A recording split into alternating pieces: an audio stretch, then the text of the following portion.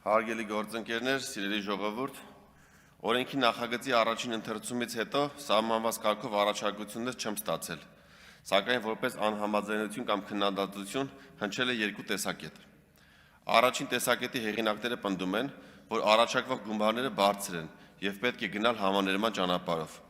որպեսզի բանակից խուսափած քաղաքացիներն առանց ծառայելու եւ առանց որևէ վճարում կատարելու կարողանան վերադառնալ Հայաստան։ Երկրորդ տեսակետի հեղինակները տրամագծորեն հակառակ պնդումն են անում, ասելով, անթույլատրելի է որևէ գումարի դիմաց ազատել քրեական պատասխանատվությունից։ Սկսեմ առաջինից։ Իմ համոզմունքն այն է, որ համաներումն անընդունելի լուծում է եւ խորապես անարդար է պետության առաջ իրենց պարտքը կատարած զինծառայողների, ծառայության ընթացքում վիրավորվածների եւ հատկապես զոհված զինծառայողների ընտանիքների նկատմամբ։ Մենք սա արդեն անցել ենք։ 2021 թվականին ընդունվել է համաներման մասին օրենք։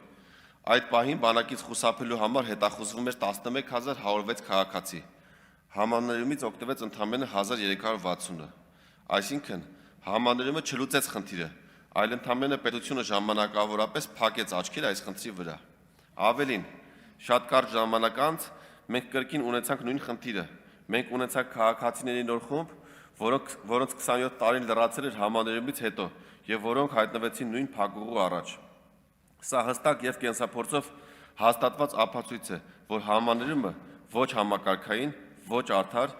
ոչ արդյունավետ լուծում է։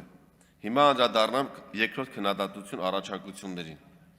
Այն քաղաքացիները, ովքեր խուսափել են զինվորական ծառայությունից եւ շարունակում են մնալ հետախուզման մեջ, ոչ մի օգուտ չեն բերում պետությանը։ Ոչ միայն օգուտ չեն բերում պետությանը, այլև տարիներով կտրված մնալով Հայաստանի Հանրապետությունից մենք կորցնում ենք մեծ ներուժ, սոցիալական կապեր եւ տնտեսական ակտիվություն։ Բացի այդ, գործող կարգավորումներով 37 տարին լրանալուց հետո քրեական գործերը կարճվում են վաղեմության ժամկետի անցման հիմքով։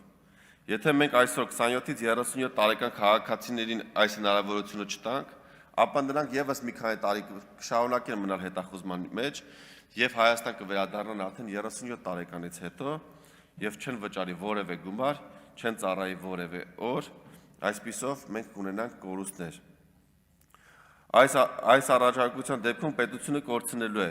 եւ հնարավոր զինծառայողներ, եւ ուղիղ ֆինանսական մուտքեր, եւ տնտեսության մեջ առաջացող շղթայական ազդեցությունը, քանի որ վերադարձող քաղաքացիները ոչ միայն ուղիղ վճարում են կատարում պետական բյուջե, այլև այստեղ ապրում են, կատարում են գնումներ, օգտվում են ծառայություններից, օժանդակում են տնտեսության ակտիվությանը։ Ամփոփելով խոսքս վերահաստատում եմ,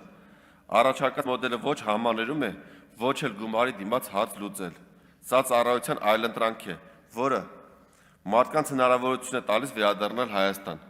ապահովում է ծառայություն եւ պետական մուտքեր։ Ու վերականգնում է արդարություն նվազագույն զգացումը ծառայածների նկատմամբ։ Հեշտ լուծումը համաներումն է, պետական լուծումը կանխատեսելի, արդար եւ պատասխանատվության վրա հիմնված օրենք է։ Ես ընտրում եմ երկրորդ ճանապարհը։ Խնդրում եմ 4-րդ անգամ եւս կողմ քվեարկել իմ կողմից առաջարկվող նախագծին։ Շնորհակալ եմ։